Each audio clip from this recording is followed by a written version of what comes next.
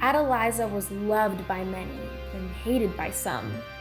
We don't know who hated her and who loved her, but we do know of Keeley. Keeley loved Adeliza more than anyone else. Keeley was the most crushed when she died.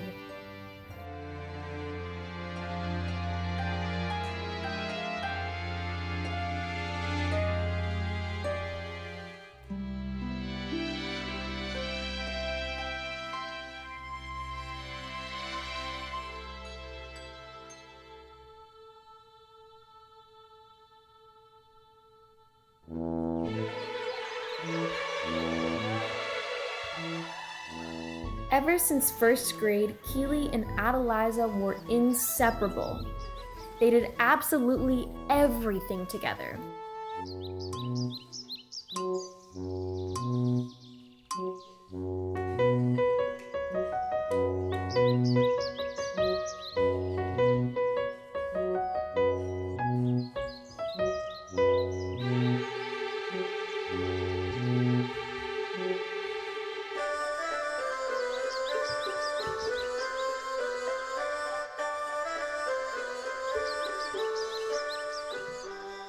They knew everything about each other and could read each other like a book. They were two peas in a pod.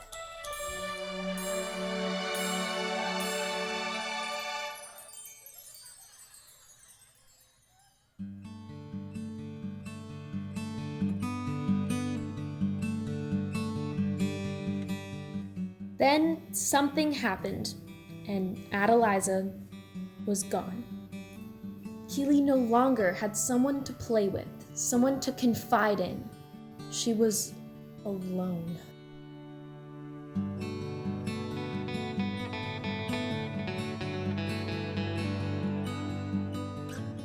It was as if someone had ripped half of her soul out of her body. The inseparable had been separated. Or so Keeley thought.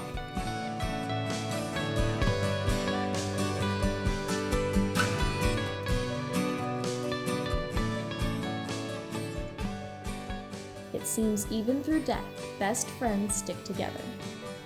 Adeliza was still there, but Keeley just couldn't see her. But Adeliza was ever present, floating around Keeley, making the world better for her.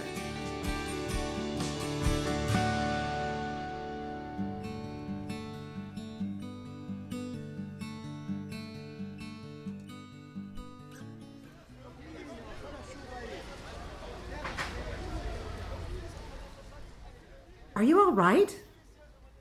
You look like you could use some food. Here, take an apple. That's very nice. Thank you.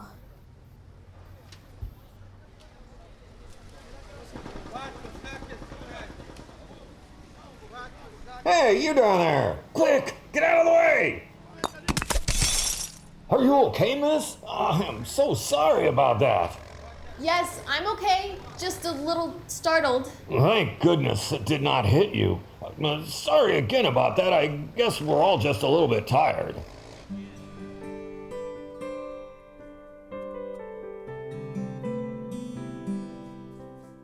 Adeliza was always looking out for Keeley, cheering her up and keeping her safe.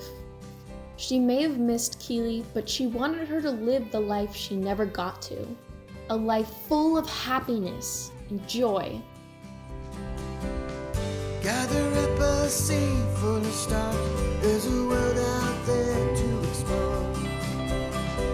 We got wheels gonna chase these dreams as we follow to distant shores. Late at night when the world is quiet, you can wish upon a shooting star. In this highway of life where it ain't easy, always put you back to where you are. Oh, so bring it on to the hard fires. Oh, baby, yeah, bring it on to the hard fires. Oh, bring it on now.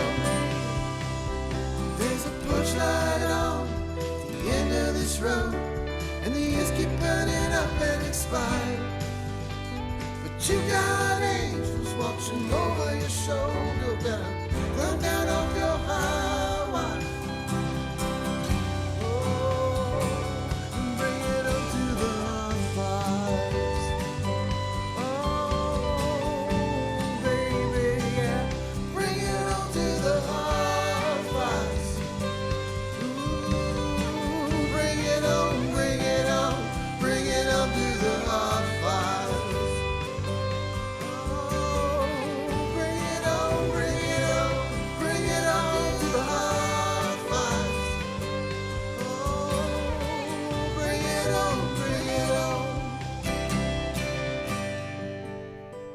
And because Adeliza was always looking out for her, Keeley lived a long and happy life. Adeliza was always there for the ups and the downs.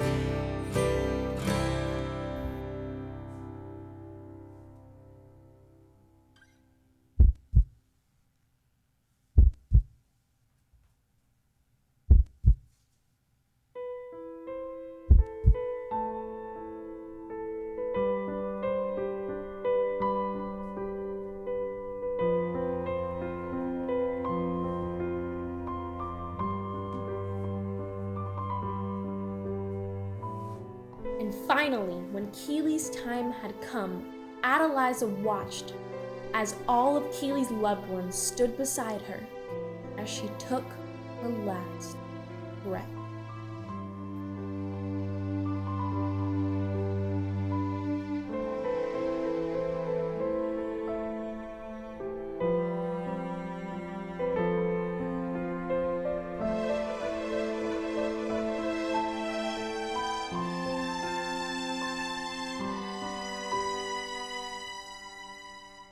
Then Adeliza was pulled back into the land of the clouds.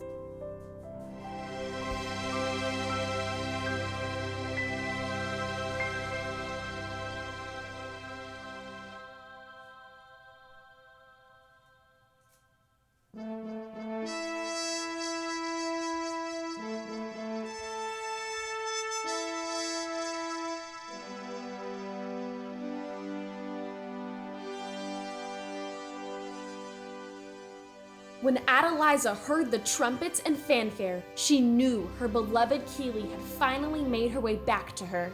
When Keeley arrived, Adeliza was there, waiting just like she was for all of Keeley's life. Now, not only is Adeliza there for Keeley, but Keeley is there for Adeliza.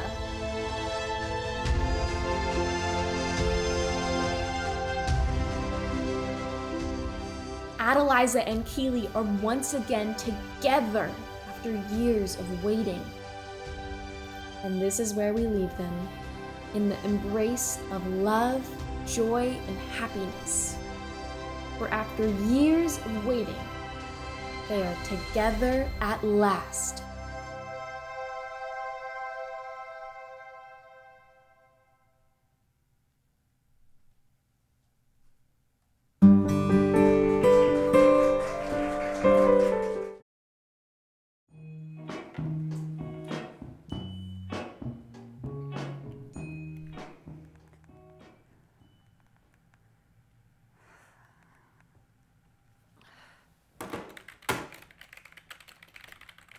Have you noticed any redness or swelling? I already told you all that. Plus about the pus. Have you noticed any redness or swelling? Yes, and it hurts like hell. I need help here. I understand. How long have these symptoms persisted? Oh, it's starting to burn out, like so bad. Are you a real person or one of those robots or something? How long have these symptoms persisted? Can you help me or not? If you'll answer my questions. How long have these... Hello? Ugh. Oh. Oh.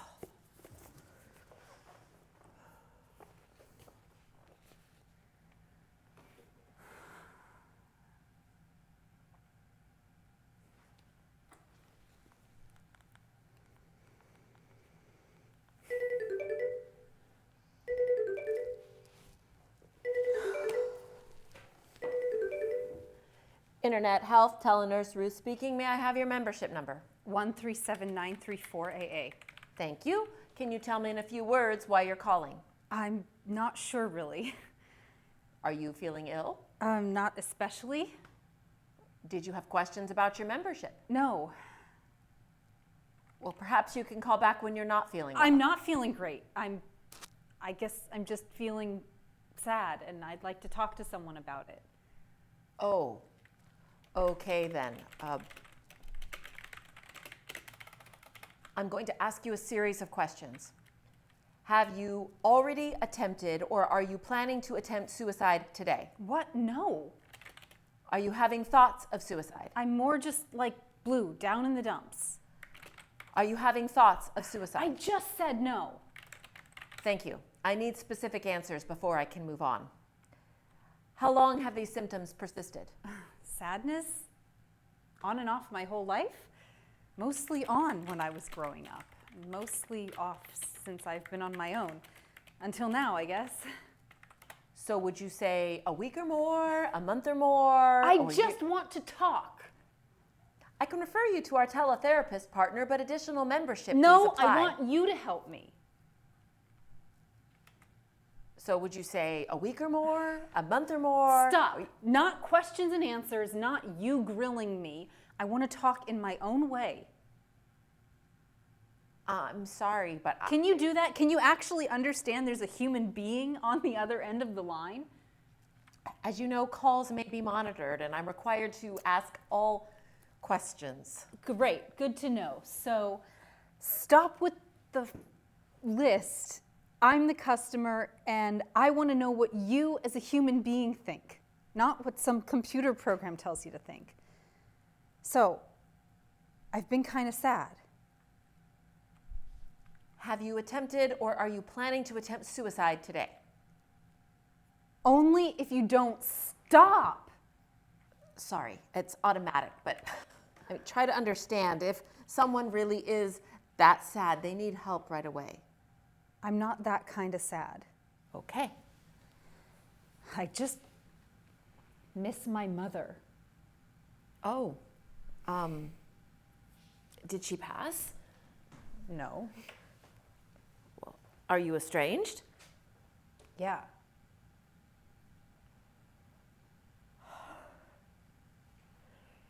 Call her. I mean, get on the phone right now, because if too much time goes I by, don't you'll think she wants to hear from me. She's very religious, and she doesn't approve of my lifestyle. Anne, is that you? So I left home right after high school. Oh my gosh, Annie, it really is you. I moved to Boston. Boston? God, I never would have guessed Boston. It's so big. I love it here. This part of the country, nobody judges. I don't have to pretend I like boys or I'm just too busy to date. You changed your last name. Well, my family didn't want me. Well, okay, so. that's not true. Not me. You sent me to camp to pray the gay away. That was your stepfather. I don't remember you trying to stop him. Well, there were other programs there. I mean, archery, crafts, swimming. I mean, you always loved to swim. So you sent me for the sports. The church. All my friends. Everyone was so sure that if I just... It was hard for me It was hard for me. How do you think it feels to have a mother who doesn't love you? That is who not... wants you to be someone else? No, that is not true. Okay, great. So I guess I can come back home now and you can introduce me and my wife to all the church ladies. Wife? Oh, goodness. Excuse me. Did you mean to say congratulations? I'm sorry. I'm feeling a bit overwhelmed. Yeah, I figured. That's why I didn't invite you to the wedding. But at least the bakery didn't mind making us a cake. Why would anyone mind making a cake? Forget it. So, was it like a wedding or Yeah, just we're allowed to have real weddings. They let us do it all. Love each other, buy a wedding dress, hire a caterer, pick out flowers. I always thought I'd be there when you chose your wedding dress. Isn't it weird? I'm like a real person now. Of course you are. I'm not less than. I'm not mixed up and confused. I'm not too ugly to get a man. You are I'm not ugly. You are beautiful. Patricia thinks so. Oh. So, what are you doing for work? Did you want to ask about Patricia? What do you mean? I mean, I just told you that I'm married, that you have a daughter-in-law. Yes, I heard.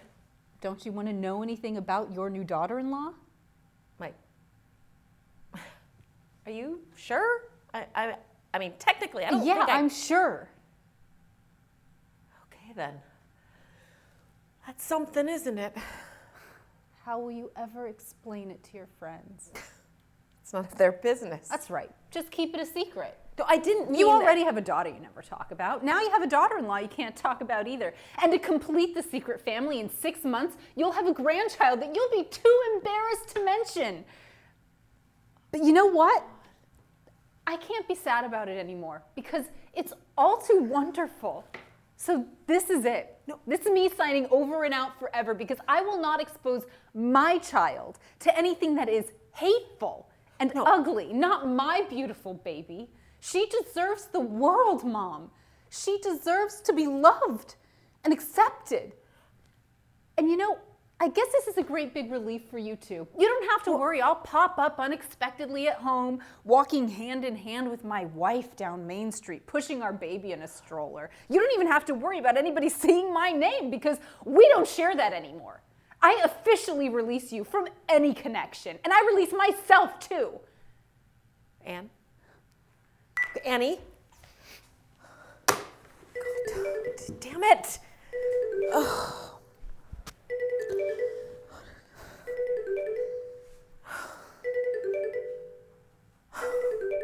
Oh my God. Internet Health Telenurse Ruth speaking. How can I help you? There's something weird growing on my toe. Membership number. I gave it to the machine before the call came through. So this toe thing. Membership number. Are you a real human or one of them robo-voice things?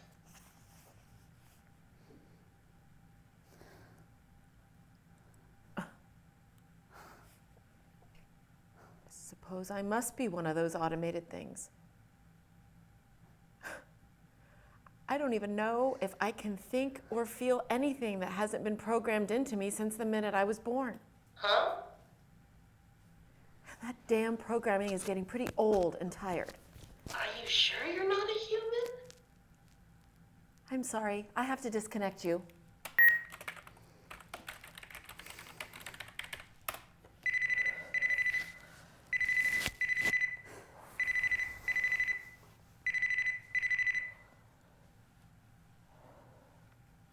Hello?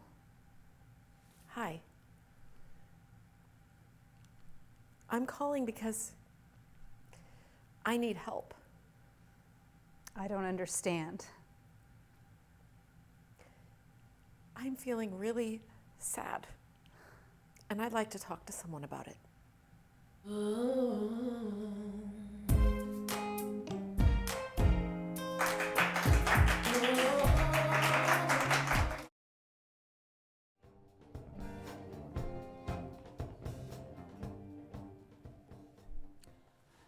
Compassionate concern. Thoughtful reflection on the transitory nature of life. Dignified reserve. Offering it all up to God.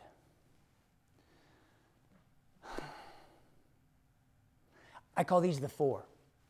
And they're all you really need for this job. Listen, I'm a funeral director. I'm not a therapist. And the range of emotions I need to do this job is extremely narrow.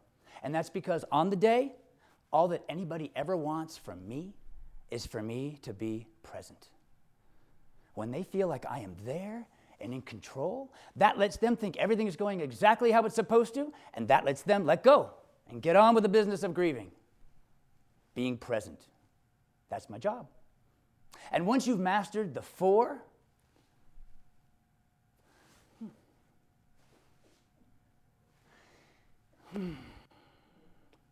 You're going to be ready for anything that comes up. Easy as pie. Now, I know what you're thinking. I'm a fake. Yes, I am a fake. Do you honestly think that I could feel those things at every funeral I serve? But does it matter if I'm faking? If I'm really good at it? Which I am, folks. I give people comfort on the most vulnerable day of their lives. If I can do that, does it really matter if I don't mean it? So no judgment. If anything, this gift has been a curse because it's made it all so easy. And everything I'm about to tell you, and we'll get there, I promise, came about because I am just too good at this. I remember the day it all started.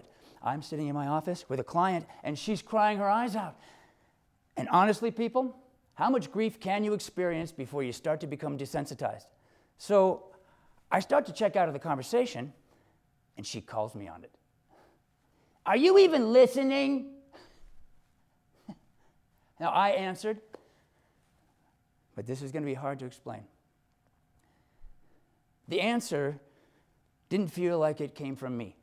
It felt like the real me was sitting back, observing behavior that was happening in my body, as if I was watching this persona, this him, say the things that I was just too bored to say.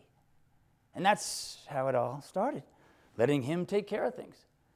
And soon it became kind of a game. What's he going to do next? And then came the turning point.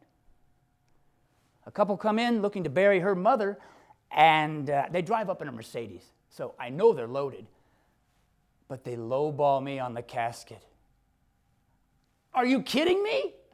So I'm watching him to see what he'll do. He knows how to handle this. He hits them with thoughtful reflection on the transitory nature of life. And then he drops the bomb. Yes, a low-cost option might be best. But if your mother were here, I wonder which option she would choose. We all sat there in the pause, and then they changed their minds. Now, that was wrong, but there are degrees of wrong.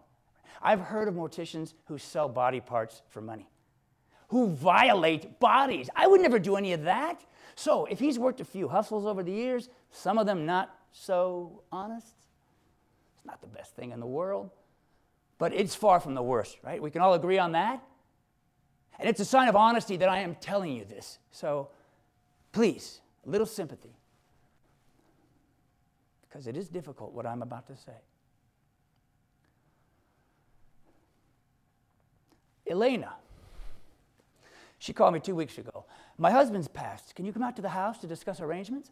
So I'm driving out to Arabian Green, and my God, people, I am in the land of the horsey set. She's got a stable on the property, as well as a lake, because, well, who doesn't own a lake?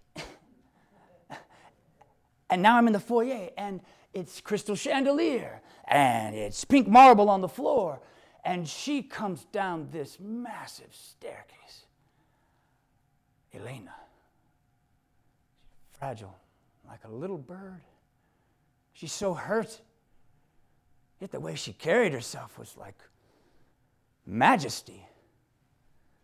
And then we're off to the drawing room, and people, it is velvet on the walls and a limestone mantle over the fireplace, and she nestles down on the sofa, and I swear to God, she is radiant. And I sit down next to her, and we're discussing business, and I'm thinking, well, now's about the time he'll hit her with compassionate concern. But he doesn't. He is nowhere to be found because it's me. I am genuinely concerned. She's moved by what I say and touches my hand. I make a joke, and she laughs. We wrap things up, and she suggests a glass of Riesling, and another, and another. And suddenly I'm nowhere. I mean, I'm there, obviously, but there's not a him or a me. I'm not acting or doing. I'm simply being. So with what happens next, you have to understand, I did not seduce her. Seduction implies intent. It just happened. Oh my God, did it happen? Silk sheets on the bed, lavender on the air, and her beneath me. Exquisite. And the next morning, her and me snuggled together like birds in the nest. And she turns to me and says, when my husband passed, I sent the staff away, but now I feel like I can't be alone. Can you stay with me until the wake? Yes, I can. Every night is exquisite as the last. And then it's the wake, and I'm on the job, and I am perfect, completely present. And not him, me. I offer solace. Complete strangers confide in me. Elena's sister cries on my shoulder. When was the last time I felt like this? And Elena, that night we are together again. Lavender. And now it's the funeral. And I'm there. And I'm real and true and alive. The body's in the ground. The reverend's wrapping up. And I go to her and offer my arm, and she takes it. And suddenly the world becomes unveiled. I see beauty in every single thing. Flowers here. Gravestone there. Even a pothole in the road. The entire universe seems suspended in a fragile web of enchantment. And now we're at the limo, and I open the door, and she gets in, gives my arm a squeeze, of gratitude, of affection, of love. Limo drives off back to the house for the reception. It's not appropriate I'm there, of course, so I stay away, but I call that night. Should I come over? Not right now. She said, now's not a good time. So I call the next day, and there's no answer. And I call again. And again. She's overwhelmed with grief. She needs me. I go to the house. I ring the bell. She cracks the door open. Thank you so much for everything. Your services are no longer required.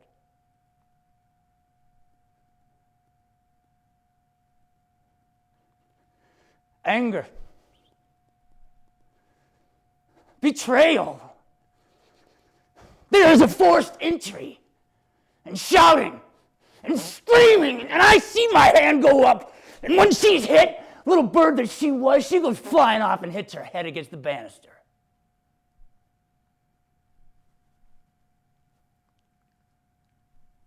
He thought it was best for us to go.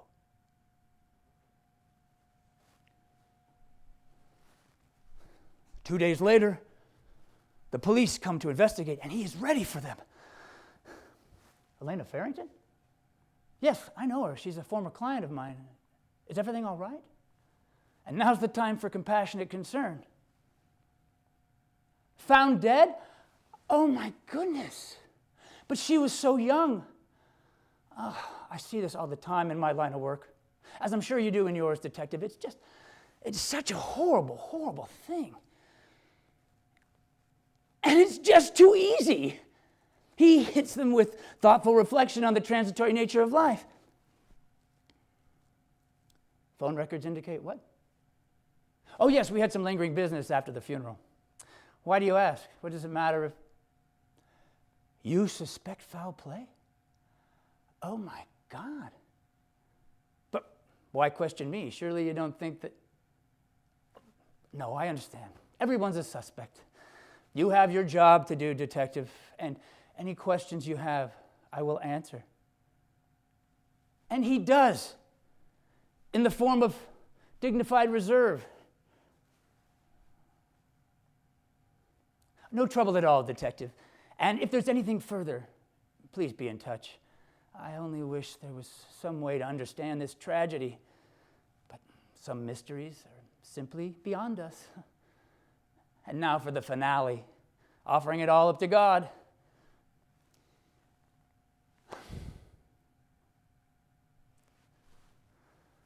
investigation's ongoing, and nothing specific points to me, so I think I'm in the clear. But here's the thing. Elena's sister. She came to me yesterday. It seems the family was so happy with the way that I handled the husband's funeral that they asked if I could.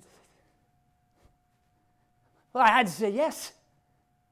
It would look suspicious if I turned them down. So Elena's body, it was delivered this morning. And the family wants her embalmed, so that means I have to cut her. And I tried. But I couldn't.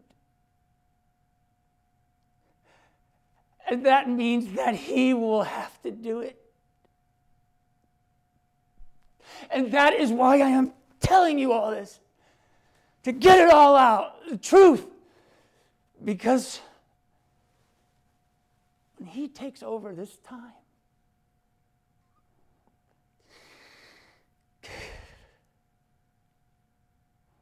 I don't think I'm coming back.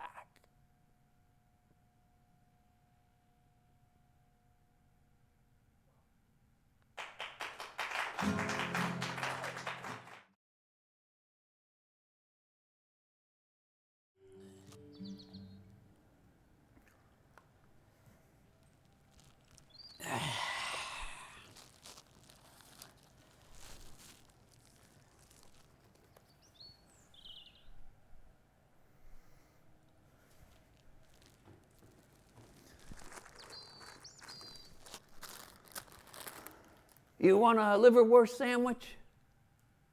What? I have an extra. I always make 2. I don't really like them, but they were her favorite.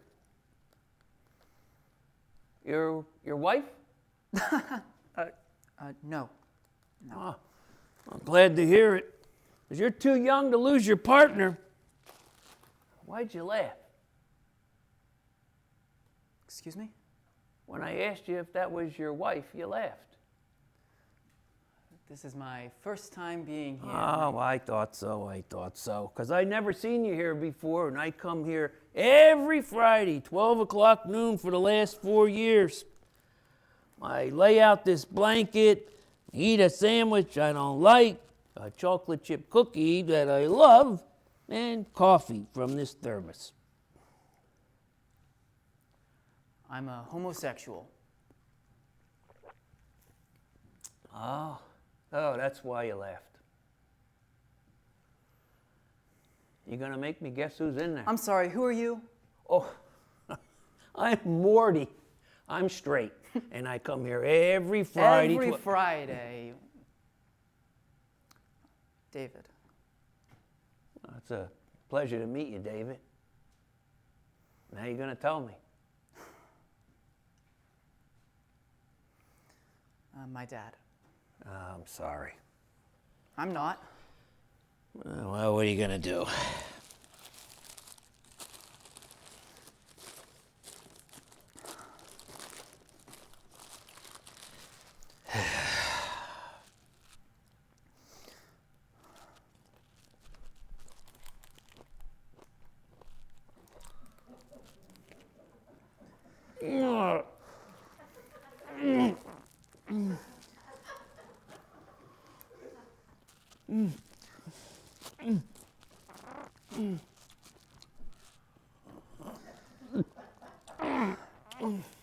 Why are you even eating that if you don't like it? Gladys made them all the time because she loved them. Thick slices of liverwurst, iceberg lettuce on rye, and plain old yellow mustard. None of that brown, fancy, spicy stuff, which, by the way, I happen to like. I take a bite of the pickle before the sandwich. It makes it a bit easier to swallow. And the chocolate chip cookie? Well, she loved peanut butter, but you gotta draw the line somewhere. Sounds like you really loved her. Forget about it. Yeah, I'm guessing you and your old man not so much, huh? Oh no, he was my hero. Oh, well, what are you gonna do? Ugh. My mother wrote this. Nobody else would make him seem like such a good and noble man. Your mother, you love her much? Yeah, because all gay men love their mothers, right? Well, just asking, didn't mean to offend. Yeah, you didn't.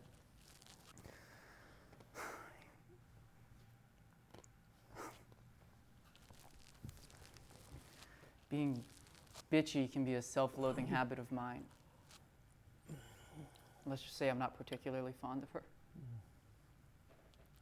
You have any kids? I had one. He got killed in Vietnam. I'm sorry. Yeah, me too. Well, what are you gonna do? I have no idea. Nothing, David. Ain't gonna do nothing. Because it's all out of our hands. Gladys and me, we did a great job giving life to Jeremy. And then God just took him away. He used some Asian kid who didn't know my son from Adam. Didn't know Bob's big boy from a hole in the ground. God made that innocent kid put a bullet into my Jeremy. Snuffed him right out. Both of them barely old enough to buy beer. When there's that much out of control in the world, and when God is moving against you like that, yeah, you ain't gonna do nothing. And you really believe God did all that? I have to. Nothing else makes sense. Well, I don't believe in God. Yeah, well. Well, my mother does. My father did. And that's why they hate me so much. Hated me so much. Yeah, well, how do you figure? Because God hates fags. You know that. And if God hates us, well then, how else can you explain God-fearing parents hating somebody this fabulous? I mean, doesn't it bother you that I'm a homo? No, David, it don't. Yeah, well. Seems to piss you off, though.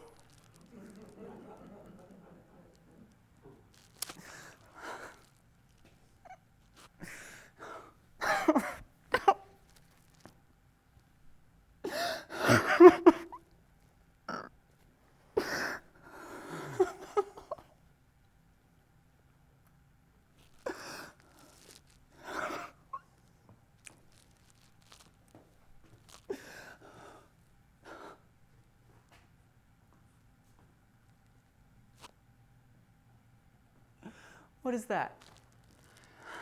What are you doing? I'm writing in my diary. Writing. Yeah. Met a faggot today and watched him cry.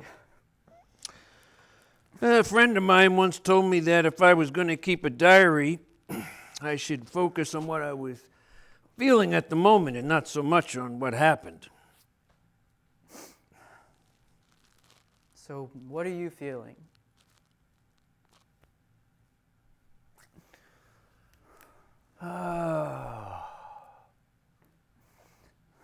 I'm feeling sad, David. I miss my wife something awful. Seeing you cry reminded me of that. And I miss my son. I've been missing him a long time.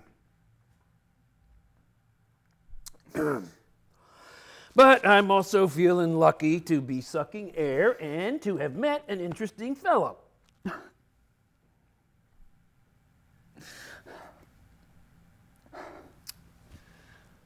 Not sure I even want to remember what I was feeling on any day. Your son, was he gay? I don't know. He didn't live long enough for either one of us to figure it out. If he was, he knew. Yeah, you're probably right about that. When did you and your dad find out? He knew before I did. Men who hate homosexuals have an advanced, if not entirely accurate, gaydar. What's that? They see it first, before anybody else. And a father's two greatest fears are that his unmarried daughter will get pregnant, and that his son will be a fag. And if he gets any hint his son's a fairy, he has to try and rat it out of him or beat it out if he has to. Did your father beat you? The kid doesn't understand Morty. He doesn't get it. Before he knows anything else, he just knows that his father hates him. That kind of thing. That can really do a number on you. Yeah, yes it did. I didn't have a daughter, but I never worried about my son being gay. That's because you don't have any hate in you. Or I don't really know you, Morty, but I don't think you have any hate. I don't know how else to be. I have too much. Father of the Year over there filled me up with more hate than he could hold. That'd be tough to hate your old man like that. Oh no, I don't hate him. I love him like any son would. Probably more. You are a complicated young man. Yeah, but I'm striving for simplicity. My wife used to say to me, "Keep things simple, Morty, but never boring." Your wife sounds like she was a lovely and fun woman. To be honest, Morty, I could go for some boredom. You gonna talk to him? No. There's nothing in there.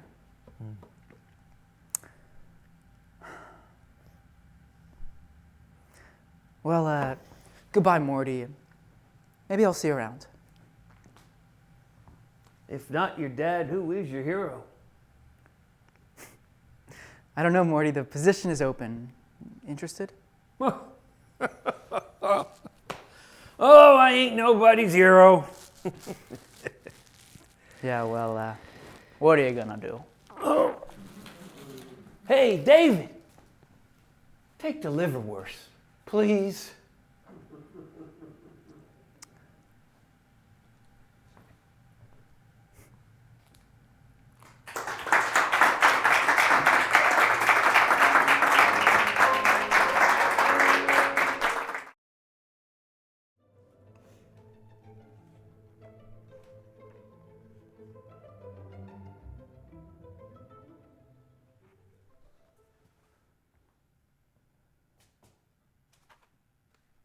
Free hugs.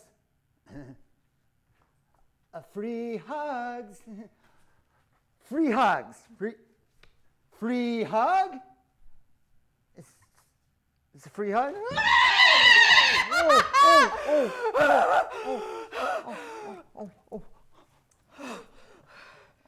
How dare you? I'm sorry. Sorry? What the hell is wrong with you? You just don't go up to perfect strangers and hug them? But it was free. I don't care if it was free. It's not right to go up to people and give them a hug. But people are supposed to like free stuff. No, it doesn't work that way. You can't touch someone without asking them first. Would you like a hug? No! Well, you look like you could use a hug. I don't need a damn hug. All right, but I still think you could use one. My name is Byron, like the Lord and poet. What's yours? Oh, none of your business. There's no reason to be angry. I'm not angry, I'm put out. You're obnoxious and intrusive. I know. I need to work on my people skills. I've been told I'm not very good with people. Really? How surprising. It's true. I've also been told I can be overbearing, obsessive, and obtuse. They probably have a point, but I think obtuse may be going too far. No. Not nearly far enough. So, what are you doing here? What do you think I'm doing here? I don't know. Waiting, I suppose? Yes, waiting. That's exactly what I'm doing, and I would like to wait in peace, if you don't mind. Oh, I don't mind. Peace is a good thing, largely underrated in my opinion. Alone? Oh, yes, of course.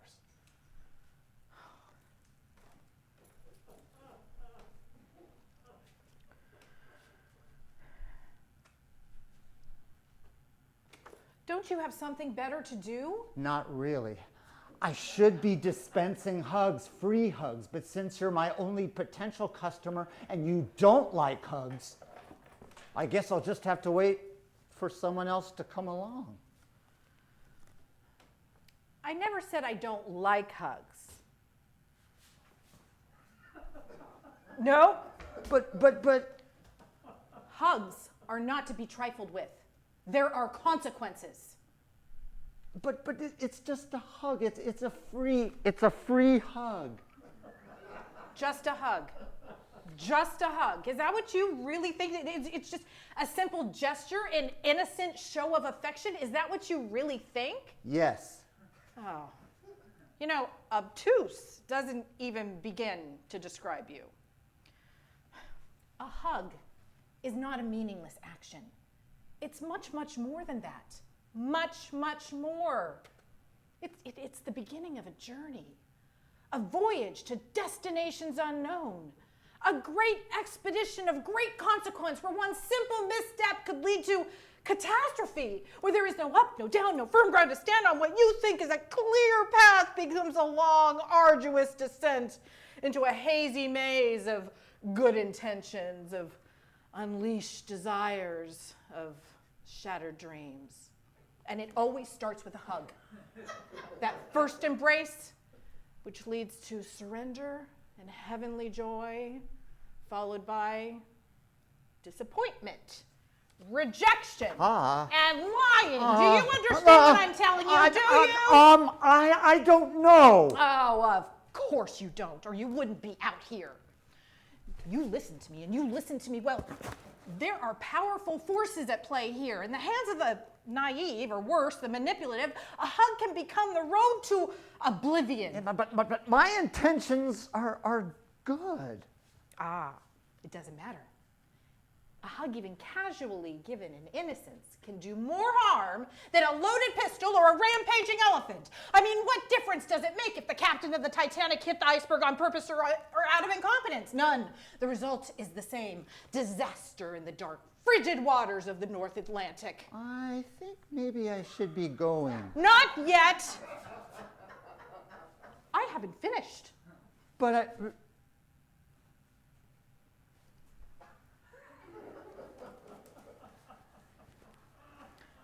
I once knew someone like you. He was taller, more muscular, more intelligent, but still. You remind me of him. Really, I should be going. Oh, he was impatient too. But I didn't know that at first. In the beginning, it was all sweetness and light. He was attentive and caring, starting on the very first day that we met. Oh, what a day. It was sunny, it was cloudy, it was warm, it was cold, it was windy, and it was still as Donatello's statue of St. Mark. Have you ever known a day like that? No, I haven't. Neither had I. Not until the moment when he came into my life. I mean, how we met makes no difference. He was there, I was there. Things were said, all the right things. And then he put his arms around me and he held me tight. I felt such comfort and warmth. It was as though he was protecting me from the cold, cold darkness and creatures real and imaginary. He hugged me so tight it almost hurt, but I liked it. I liked it a lot. And when he looked down and smiled at me, I liked it even more. It was only natural we would become lovers. What lovers we became. We couldn't keep our hands off of each other. We made love constantly. This is getting a little too personal. I don't think you should be telling me this. Oh, and going up to perfect strangers and hugging them isn't personal. That's different. How so? Because why? Because a hug between strangers is not intimate, personal, or romantic. It's just a friendly greeting.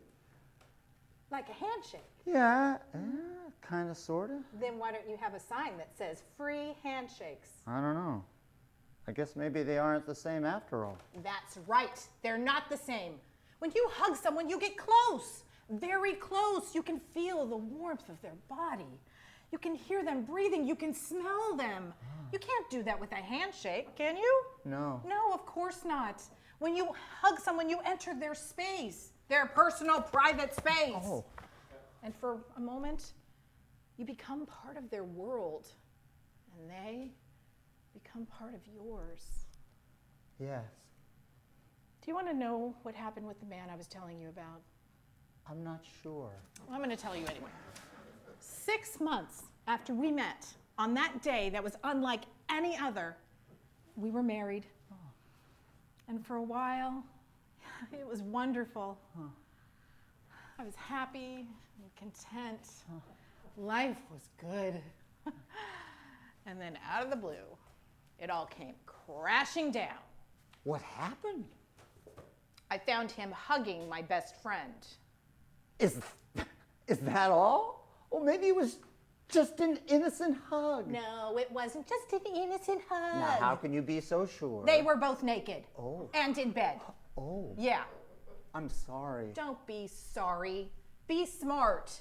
What does that mean? It means you need to grow up. Stop treating the world as if it's your own private little playground. It's a harsh and unforgiving place. Don't you think I know that? No, I don't. I think everything to you is all fun and games. One frivolous, meaningless activity after another. That's not true. It is true. There's no other way to explain it. I mean, look at you. Look at what you're doing. You're right out here carrying that stupid sign, blundering your way into people's lives like a drunken whore in a monastery. Whoa. You're not only obtuse, you're oblivious. You have no idea the harm you may be causing. How amazingly immature and self-centered is that? You're wrong. You don't know anything about me. Oh, I know enough. No, you don't. And these things that you're saying about me, that's not who I am. I think it is. No, it isn't. Then why are you out here carrying that ridiculous sign and making a fool of yourself? I just needed to do something. And your idea of doing something is to force yourself on total strangers. No, that's not it at all. You don't understand. No, I understand already. No, you don't. I just want to be happy. That's all. And I thought maybe if I could lift someone else's spirits even a little, it would lift mine as well. Really? Yes. How's that working for you? Not too well. You were my first free hug. Mm-hmm. See? See what can happen? You need to stop before you do any serious damage. I don't know. Stopping won't be easy. It's all I have left. This last year has not been good to me. Hold it right there. Is this going to be some kind of sob story? Because if it is, I really don't have time to hear all the sorry details. Don't worry, I'll make it short and simple. I don't suppose there's much to say anyway. There's nothing specific to speak of. There's no big event. There's no traumatic occurrence. I mean, you can almost say that nothing happened or changed except me, that is. What on earth are you talking about? Talking about the day that my world fell apart, and it wasn't a day like the one you described either. Mine was a dull, ordinary day. It was a day without distinction. It was a day just like all others. It was a day like today. Now, I was walking down the street on my way to something or somewhere. I don't remember. And there were people to the left of me, and there were people to the right, and then there were people crowded in front, people gathered behind. Then it hit me like a ton of bricks. What happened? An epiphany. I realized that the magic was gone, that there was no wonder left, no amazement, nothing. I had effectively sealed myself off from the world. No longer was I noticing things the way I used to. You know, the big things, the little things, you know, the color of the sky, the trees swaying in the wind. It didn't matter. Nothing mattered. And in that moment, it dawned on me that I was guilty of a great sin. I had become complacent. I had lost my way. I had lost the magic. Well, everyone has times when they're feeling down. Oh, this was different. This feeling, it overwhelmed me.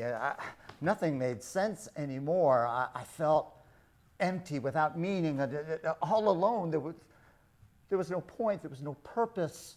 There was nothing of any substance. And all that was left was inertia. And then even that was gone.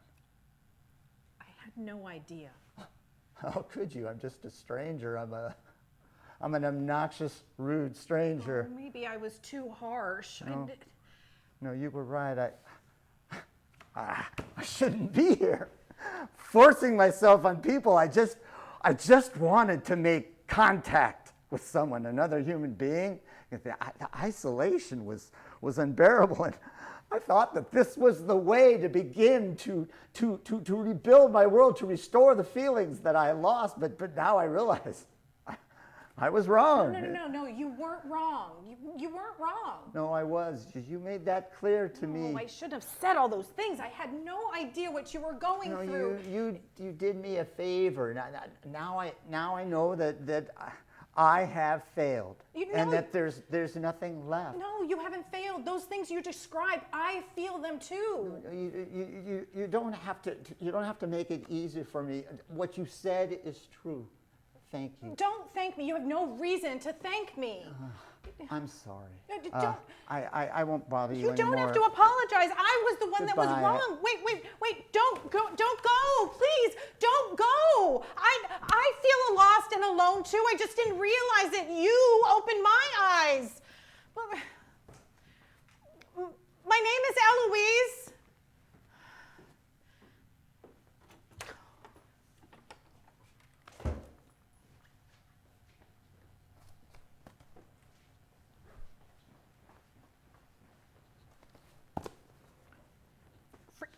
Free hugs.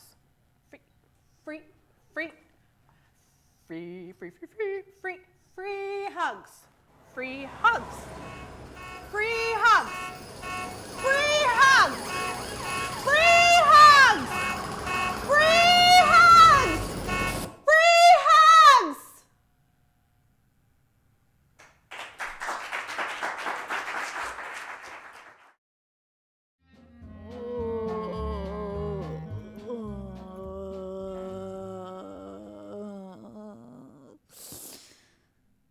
Should old aquatics be for naught, and never more to rhyme, when old aquatics don't mean squats, and have a real good time?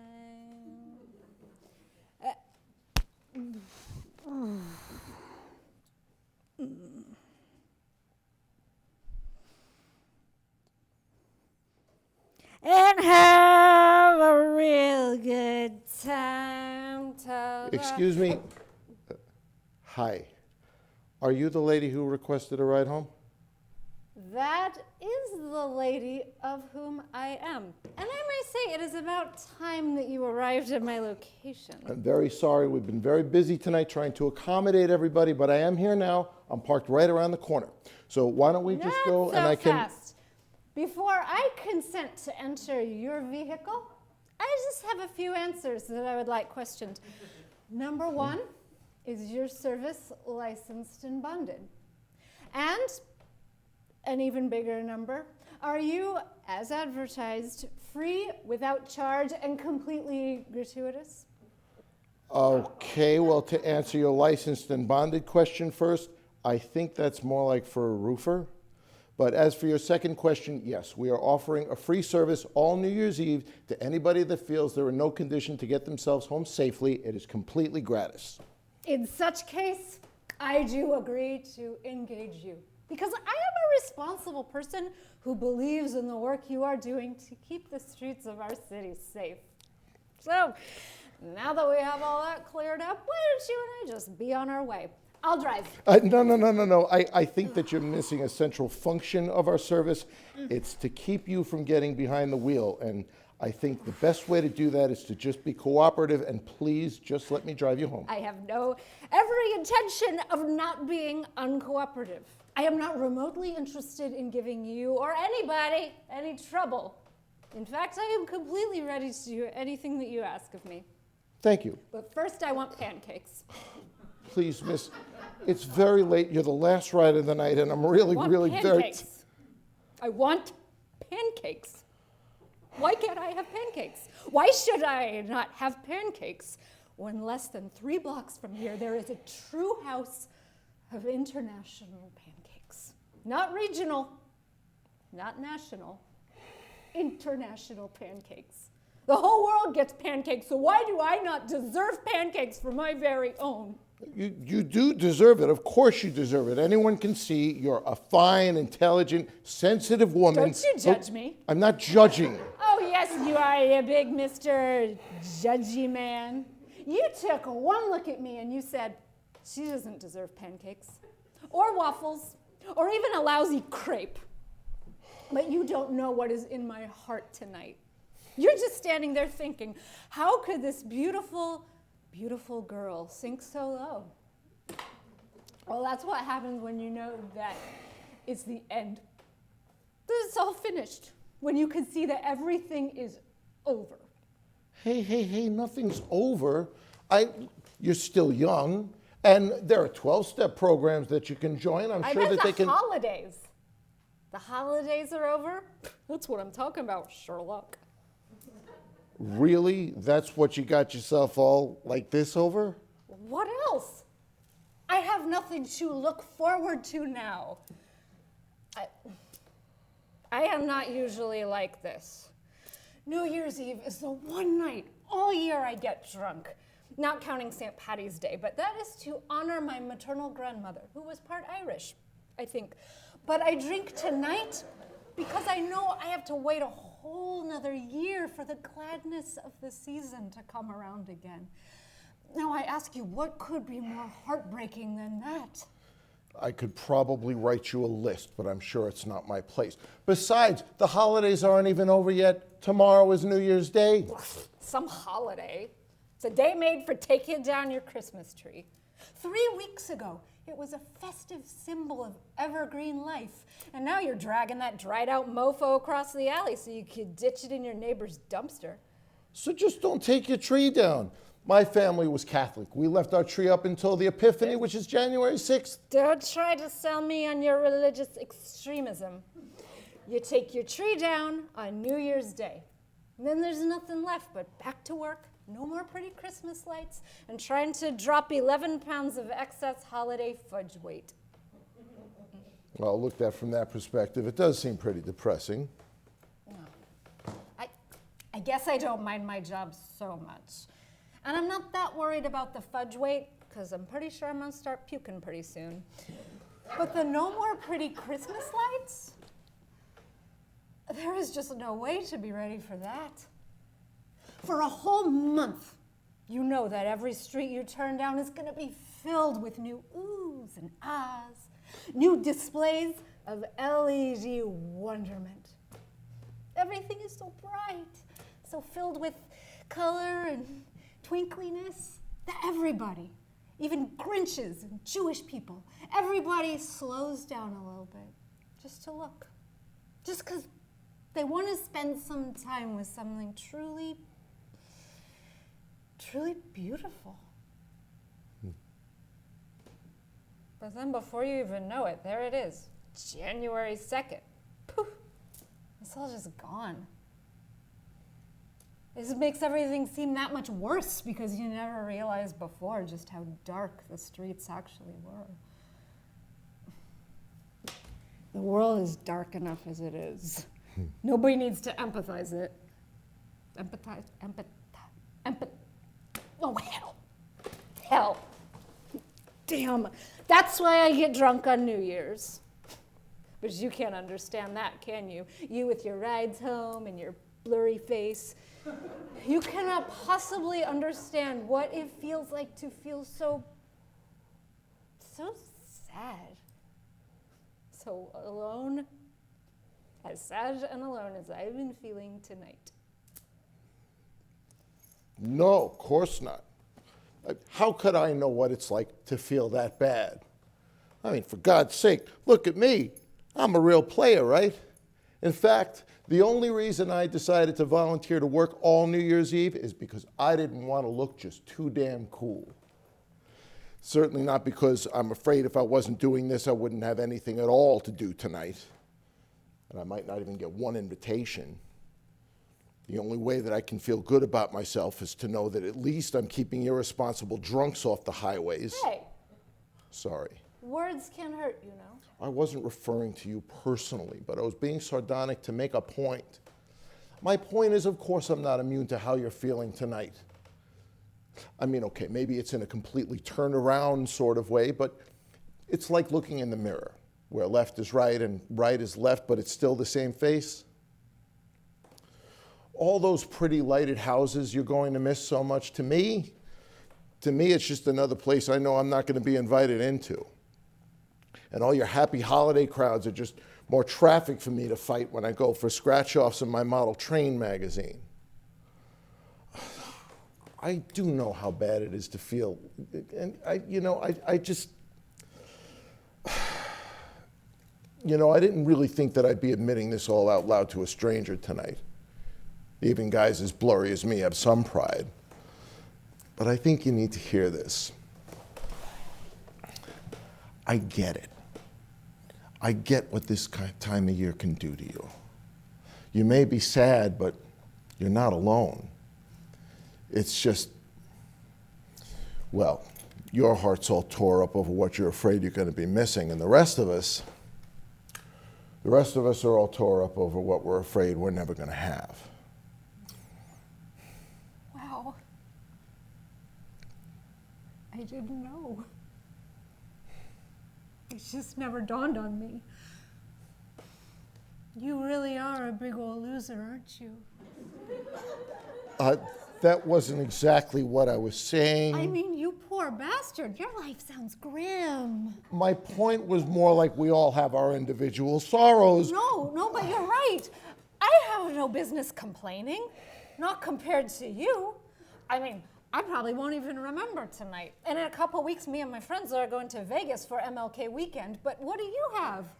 Another Swanson's TV dinner and playing with your damn toy train set? Actually, model railway is a rapidly growing pastime. I really need to thank you. You have taught me a valuable lesson. No matter how bleak things seem, they can always be so much worse. I just wish there was something I could do for you, you poor little thing. You know what? Wait. Here. I want you to have this as a gift.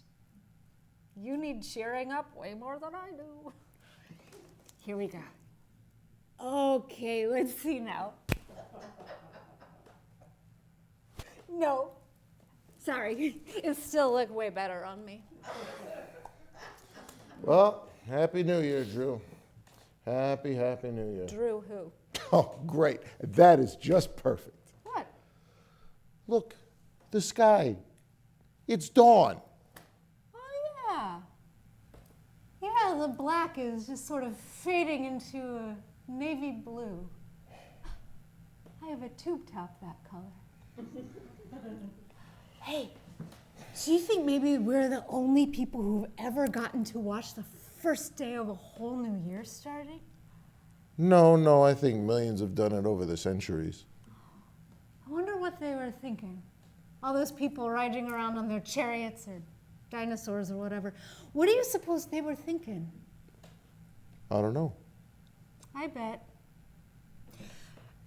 they were thinking, could this just finally be the year? The year where the world actually gets its shit together. The one where there isn't any more awfulness, any more stupid hurt or fear or trouble tearing us all apart. Could this just finally be the year? You know what? I bet you're right. I bet that's exactly what they were thinking. Do you think there's any chance that this is the year? Well, the odds aren't exactly with us. But you know what? On the other hand, we do keep marking this day.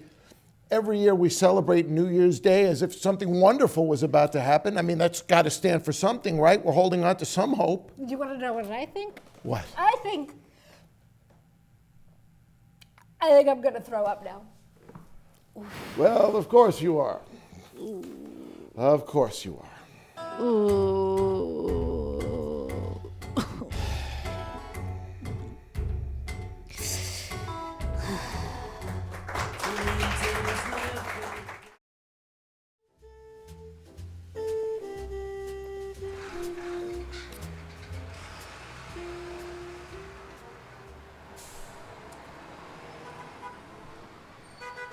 Marianne, come here. Tell me I'm pretty. Oh, great. Thanks a lot. Never mind. No, I am not going to tell you why I asked, and I'm not being a bitch. It was a simple request. I just wanted to, I don't know, hear it. Not that being pretty is so important anyway. Not in the grand scheme of things. I was never pretty. Cute. Cute I can handle. Pretty is more your department. Yes, you are, Marianne. You are.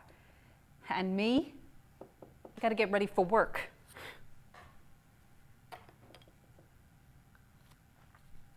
That jerk Steve said something to me at the bar, if you must know. No, not like that. He was just being Steve. You'd think he'd respect me by now. I am his manager.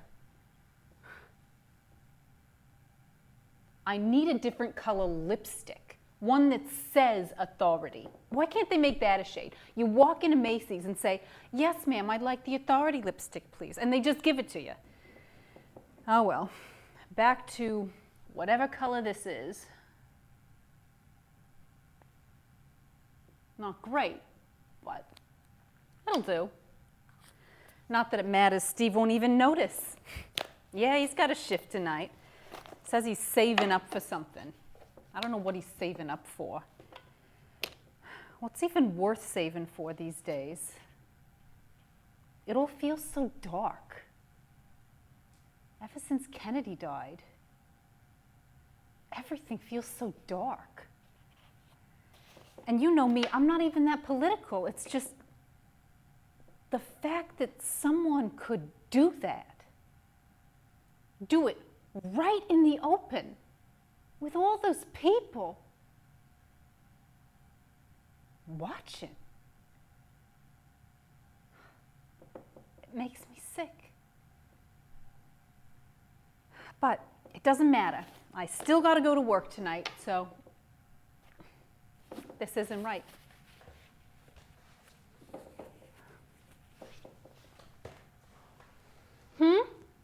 Oh, it was nothing. See, this creep was following me from my car the other day, and so I told Steve this guy was freaking me out.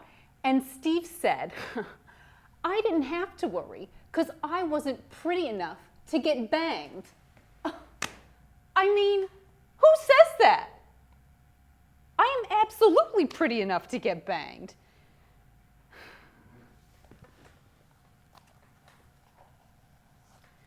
You know what I want? I want men to find me pretty without being attractive. Because once you're attractive, you're attracting them, you know. And that part, I can skip. I don't mind them looking. Men will always be looking. I just start to wonder, what's behind the look? You know? What are they thinking under all of that? I should ask my brother, what's underneath all the looking? Oh, yeah? And what are you looking at? Nothing. Too bad.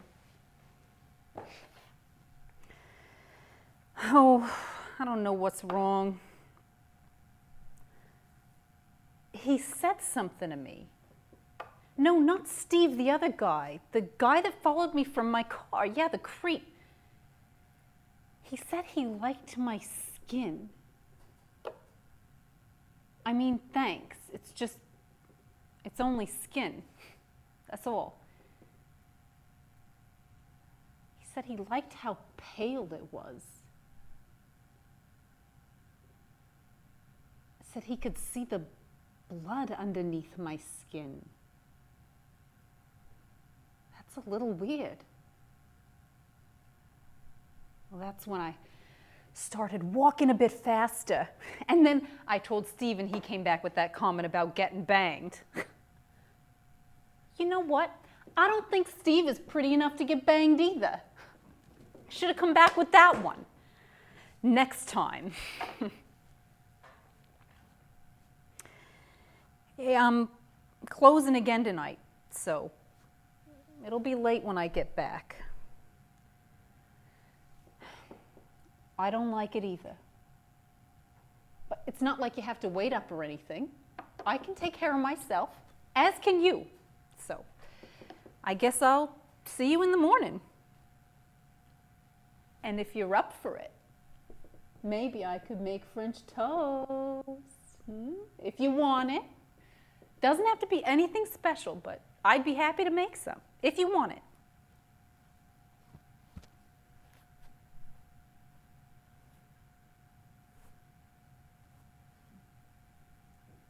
Do you think my hair makes me mysterious? Maybe that's why creeps are always following me around. Even if I'm not pretty, I'm mysterious. Dark hair, brooding eyes. I brood. That's my secret. It's fascinating, but it keeps them at a distance.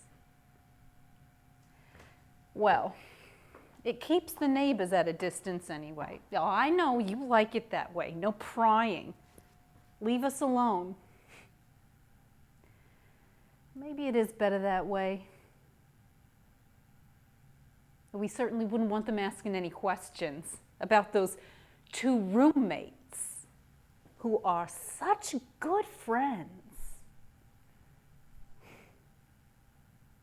Still, I don't like it.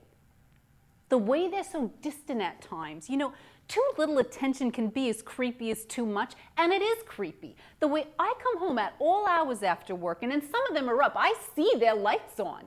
They watch me come home each night. And if one night, would they just watch? Like all those people watched Kennedy?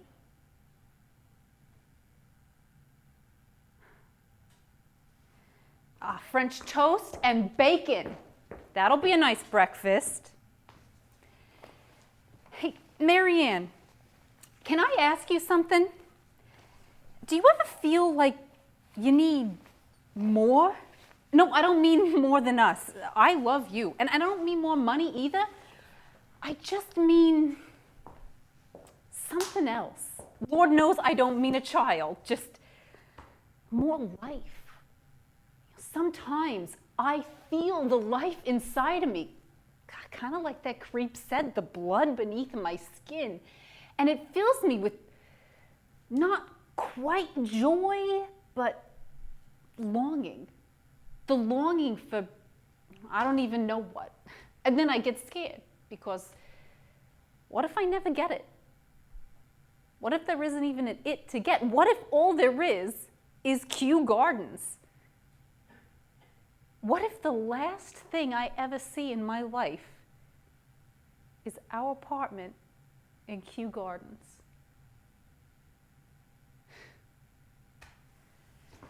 Hey, I'm gonna leave some of this here in case you need it. I don't know why, I'm just saying it'll be here. I don't think this is what he wanted. The creep. I don't think he wanted money, but the whole thing did unnerve me a little bit. And then, you know, Steve, he can be a royal asshole.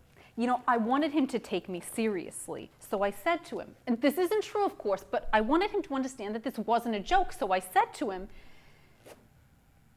I think that man is going to kill me. He laughed. Steve laughed.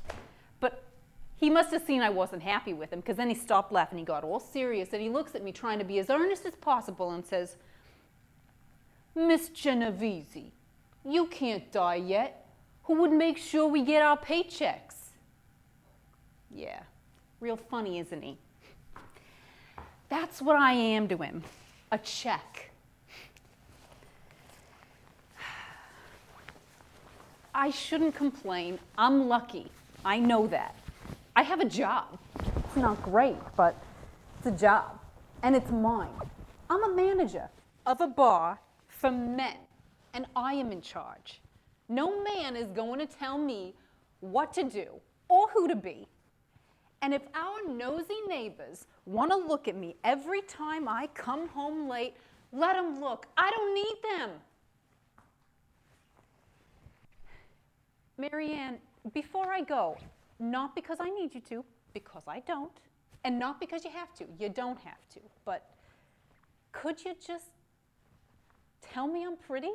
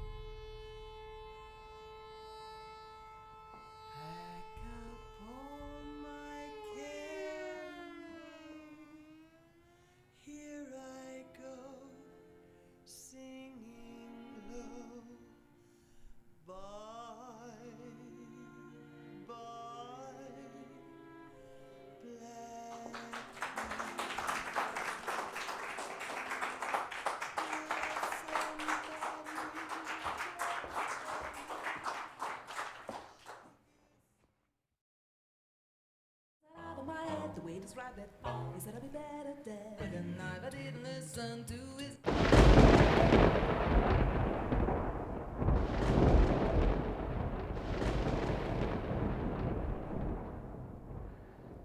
You can't keep doing that every time something I say upsets you. No smoking. Then what's with the ashtray? Came with the table. What can I say? Therapy works in mysterious ways.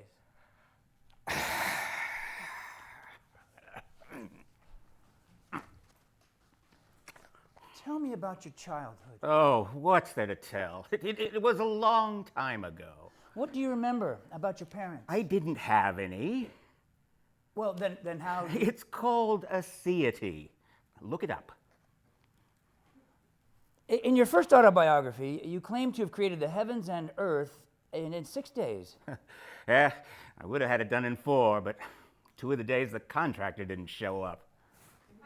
Still, that's pretty impressive. Eh, You don't feel proud of your work? some of it.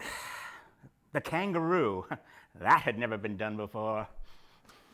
If you had to sum up your personality in just a few words. I'd have to go with all-powerful. I wonder, why would someone who is all-powerful be so insecure? Insecure?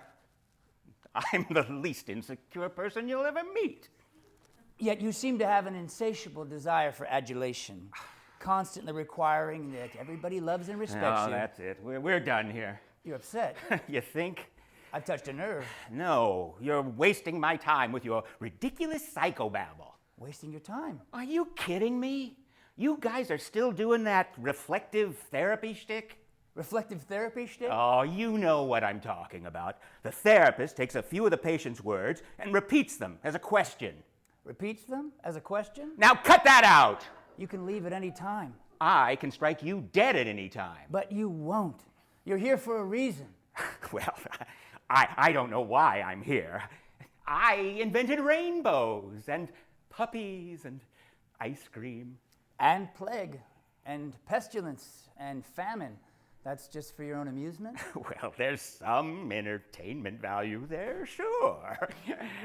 The unspeakable suffering, the millennia of misery for so many millions of people, that's just entertainment. It's not vaudeville, but look, it's a job.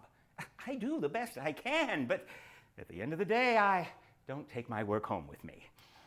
Tell me about home. You are surprised I have a personal life? I have a personal life, believe me. I never took a vow of chastity. I've sowed a few wild oats in my time. How? Oh, if you read my second autobiography, I think you know what I mean. Women find me impossible to resist. Narcissistic? Except for Quakers and Unitarians. Uh-huh. Well, getting back to your first autobiography. Again and again, it's impossible not to notice your insecurity. Always having to prove that you can dominate others. Again, with the insecurity. Give me a for instance. All right. Let's take the business of Abraham and Isaac. Remind me? You told Abraham to kill his son Isaac, just to prove that Abraham knew you were the boss? Oh, now, come on. Now, that was a practical joke. Locker room talk. Abe knew I was just teasing him. No, he didn't. I said it tongue-in-cheek. You had to be there. It's not funny. It's sadistic. No, he knew it was a joke. We all laughed. We had some barbecued lamb. And then we...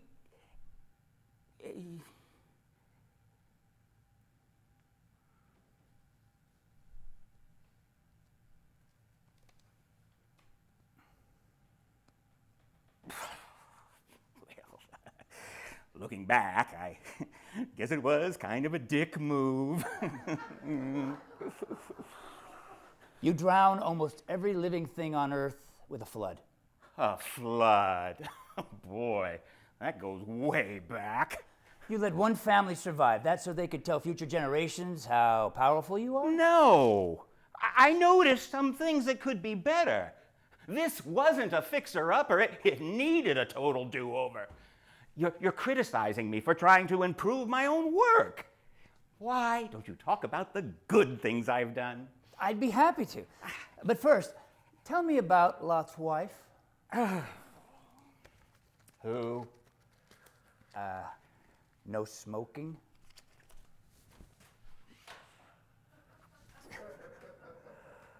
Lot's wife.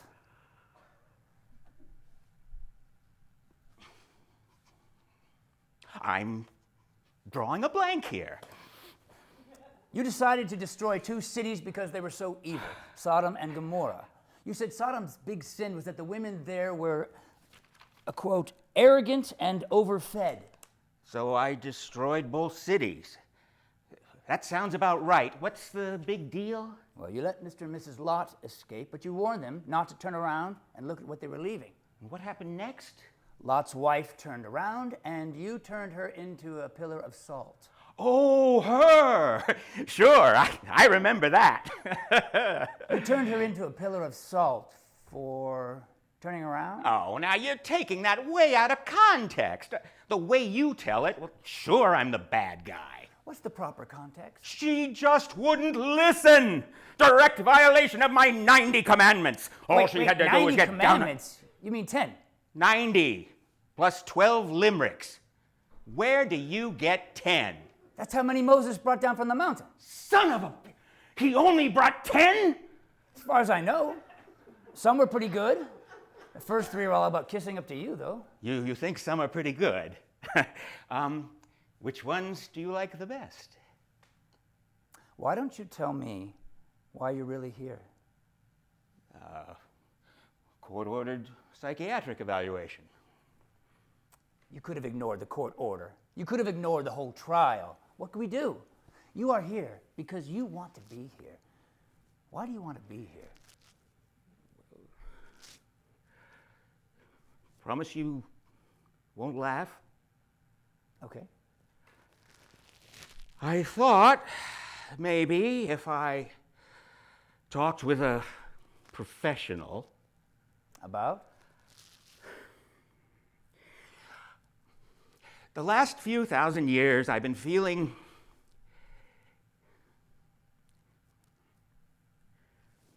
kind of empty,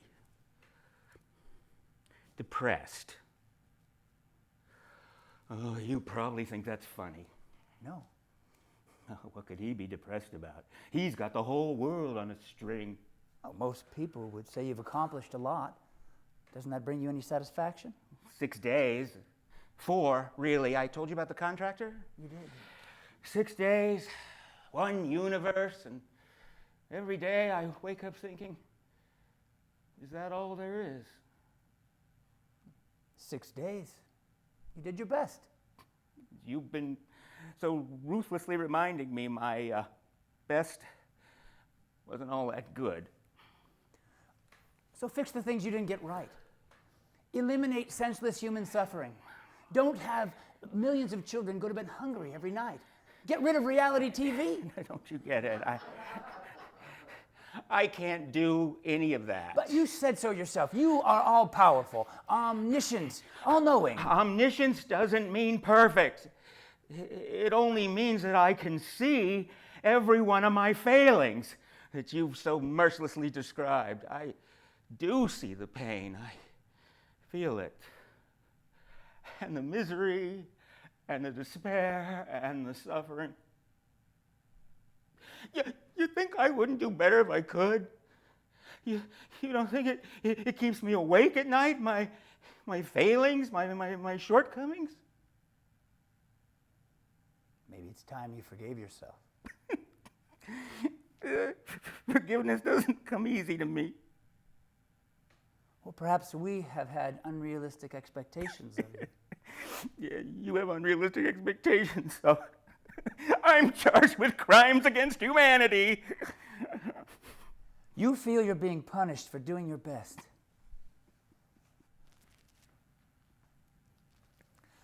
Let's return to your feelings of depression next time. Fine. Now, let's talk about your relationship with your son. Jesus!